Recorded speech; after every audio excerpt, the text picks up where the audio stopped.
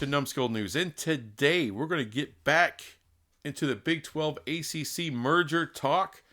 This will be the part 2 video of the one I did yesterday. Now, the reason I'm really getting into this, I would say about a year ago, I started doing some merger videos or suggested that as a possible option.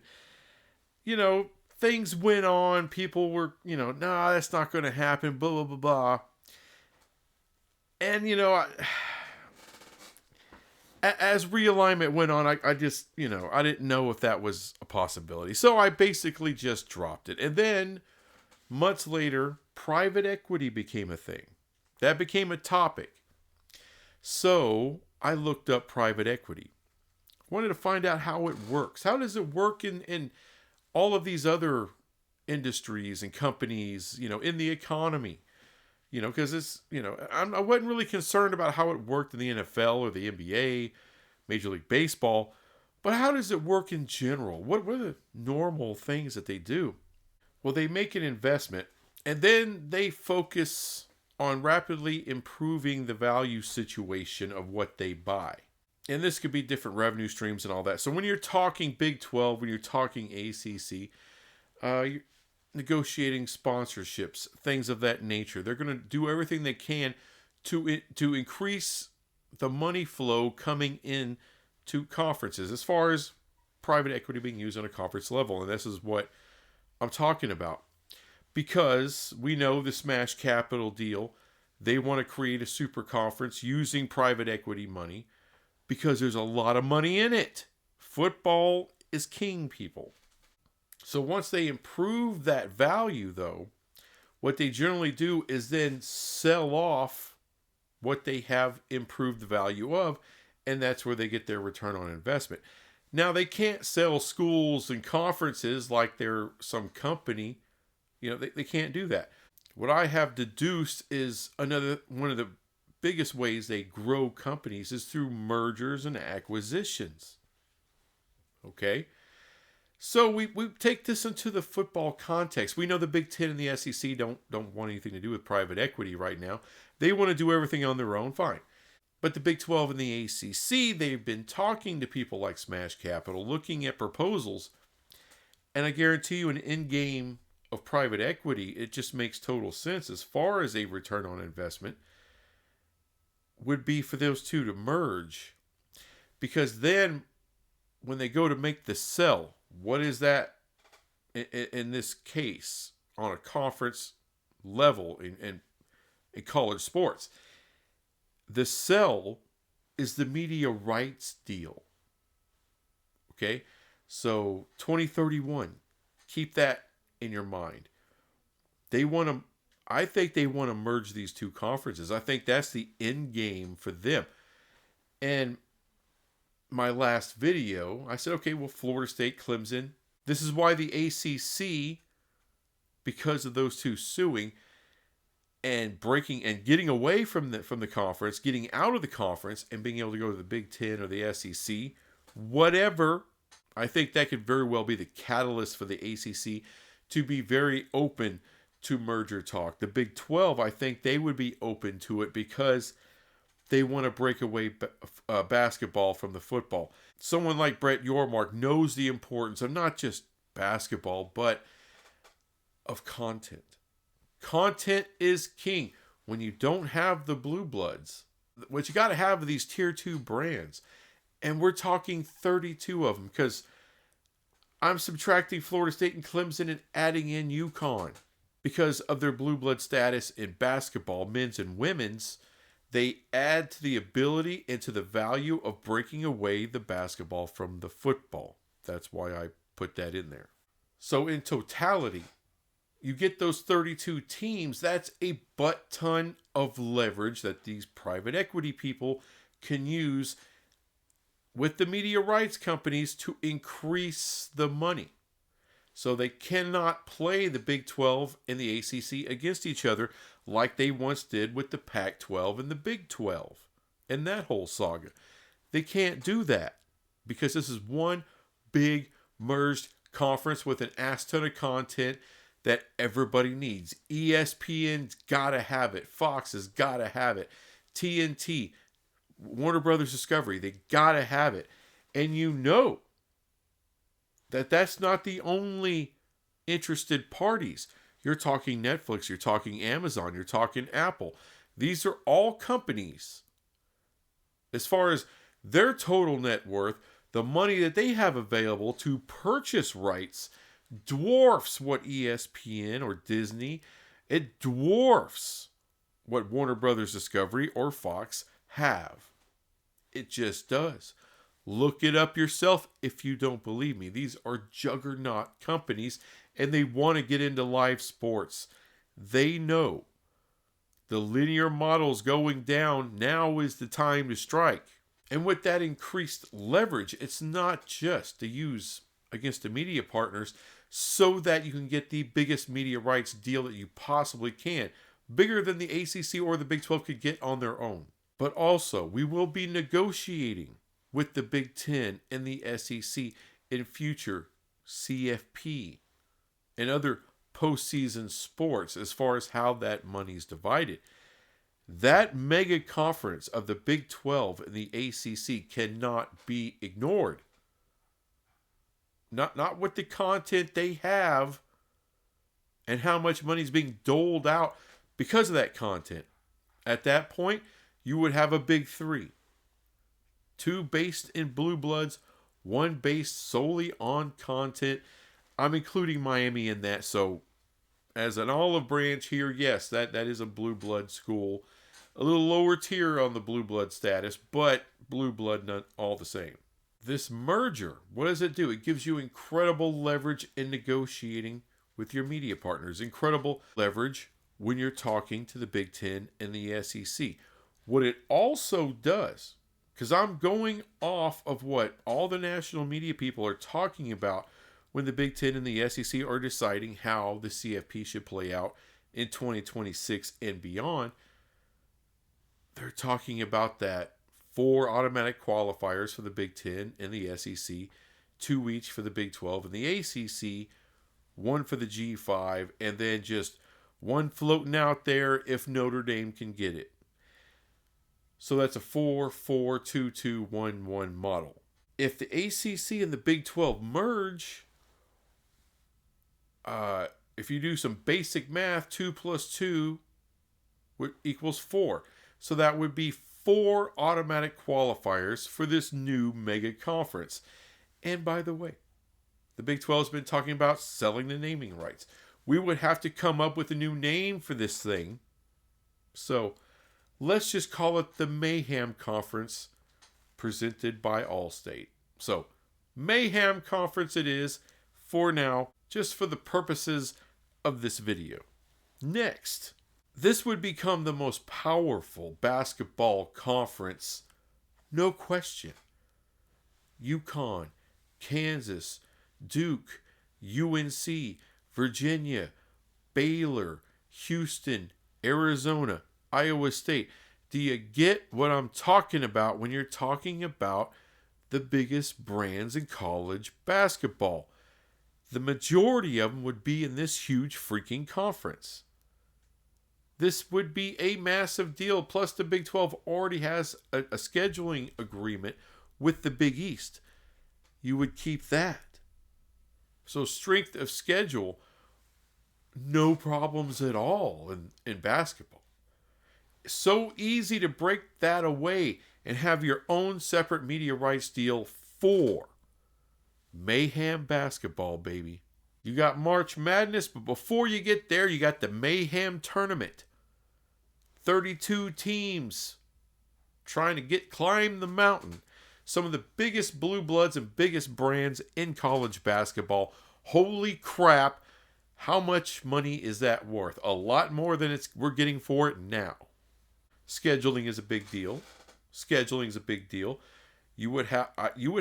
I would use pods. Geographically speaking, it works. My last video talked about that. So if you want to know what this thing would actually look like as far as scheduling and all that, my last video is perfect for that. But I will take it a couple steps further. I would have scheduling agreements with the Pac-12 for the western side of this conference and American agreements for the eastern side of this big mega conference. It works out. It helps your non-conference because I'm assuming that the SEC and the Big Ten are going to have their own alliance and play non-conference games with each other. Another reason to do this, Notre Dame. They already have, we all know, they already have that agreement with the ACC. They are full members in basketball and everything but football, and they play 5 games within the ACC and get paid pretty well for doing that. That could continue in this huge mega conference. As a matter of fact, the stability, because right now the ACC stability, it's rocky, very rocky. And I'm sure that Notre Dame is keeping an eye on that. They have a big interest in that because they want to stay independent. That's all anybody from Notre Dame ever talks about when they're talking about realignment or them possibly going to the Big Ten or anything else. They want and value highly their independence. So basically keeping things as is for Notre Dame. With the stability of this 32-team mega conference would be 33 outside of football with Notre Dame, it makes it more possible for them to keep their football independent. And as far as if they still want to play Stanford every year, done. You want to play Georgia Tech or Pitt every year, done. Easy. No sweat, no problems. And one more small detail to this. If Notre Dame ever thought that they really needed to join a conference, it gives them another realistic spot. Because right now the ACC is not realistic for them to join as a 100% member. And the Big 12 is even less. I'm just going to put it out there. I love the Big 12, but I don't think Notre Dame particularly loves the Big 12. But they do love being associated with the ACC.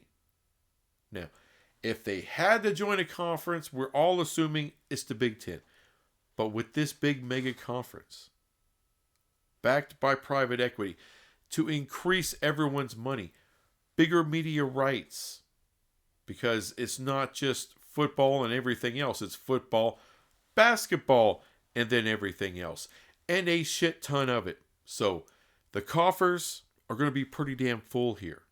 So if there's ever a day, and by the way, we'll help them stay independent. But if there's ever a day, for whatever reason, I don't care about reasons, whatever reason, that they need to join a conference, we can get that conference. I'm talking about this merged mayhem conference can give them another option other than the Big Ten. Now, to maximize their media rights, it would be the Big Ten. That would be the decision. But as we have seen throughout the years, Notre Dame finds ways to make plenty of money. Money is not their sole reason for making decisions. They've made a lot of great decisions in the past that has elevated their brand value right through the roof. They're one of the blue blood brands in football and basketball and anything. They're that huge. It's a national/global freaking organization. So, but if they ever found their way, if they ever found that they needed conference membership, the Mayhem Conference could actually be something for them to consider. And we would be in a position to offer them a great deal.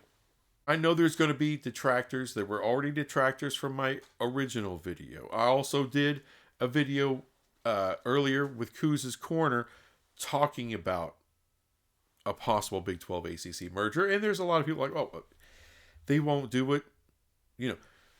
Why would UNC do it? UNC's president has talked already a year or two ago. And he put out there, why not ACC, a merger with the Big 12, ACC merger with the Big 12? It would help everybody. This dude was thinking ahead.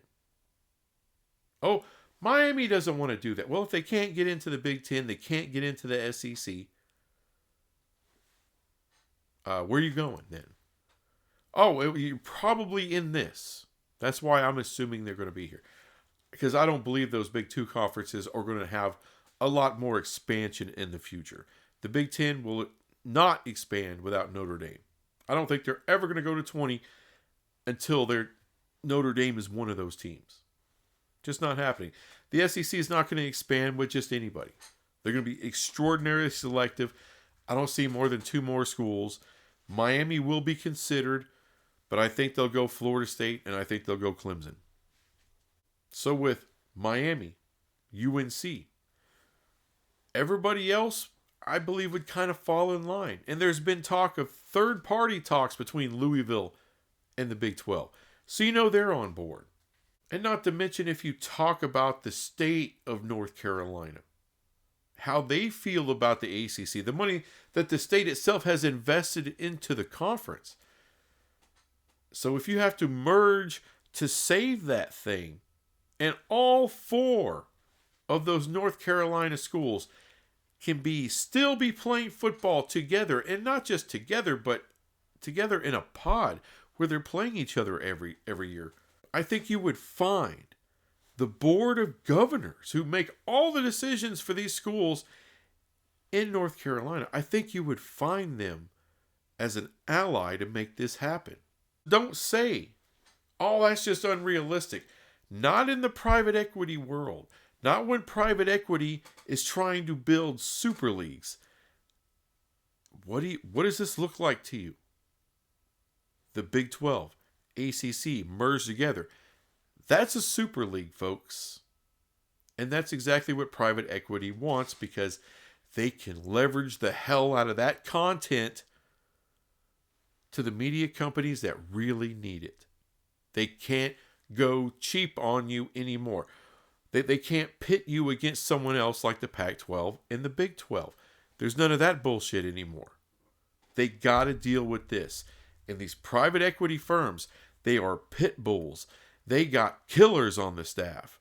So when they walk into a negotiating room for money, they know exactly what they're worth, and they're going to get more than what they're worth, because they know they got the leverage and they got the stroke to turn the screws on Disney, on Fox, WBD, whoever's across the table. That's what was missing from the Pac a couple of years ago. There were no killers in that room. They had idiots from the classroom who knew nothing about this business at all, trying to negotiate this crap and being a moron. The Big 12 did what they needed to do. They were undervalued, but they were also desperate. So they took an undervalued deal. Ultimately, that's what it was. But they needed to do that to solidify the conference. So now, if you can't pit the Big 12 and the ACC against each other when it comes to media rights, and they're working together, they're a merged unit, 32 teams strong, you think the Big 12 can afford to lose that content, Big 12 and ACC combined? Oh no. Oh no. They're not trying to show reruns of Gilligan's Island. All right? Are they going to start showing you games from the 60s that once? No. They're not. Dart throwing competitions, huh? How about some of that? Maybe some hot dog eating. They're not doing all that. None of that can replace what college football gives you. Big 12 and ACC football give you. There's no other content out there that they can replace it with. And TNT themselves are desperate for content now that they've lost the NBA. This mega conference, this super conference, this mayhem conference has everybody by the nuts. And smash capital? All I'm saying, what do you think they're smashing? I think it's an amazing idea. I think it's a plausible idea. I think when you're talking private equity, this is the kind of crap that they are looking at. Super conferences. They're talking to the Big 12. They're talking to the ACC. They're talking to Yormark. They're talking to Phillips. They're talking to ADs. They're talking to presidents. Don't think this can't happen. Don't think this is not a possibility. Something being spoken in hushed tones in back rooms. It is. Believe it. Not saying it absolutely will happen. I'm saying it should. It's the best possible future for both conferences. Anyway, thanks for watching this crap, and I'll be back with some other crap later. Bye.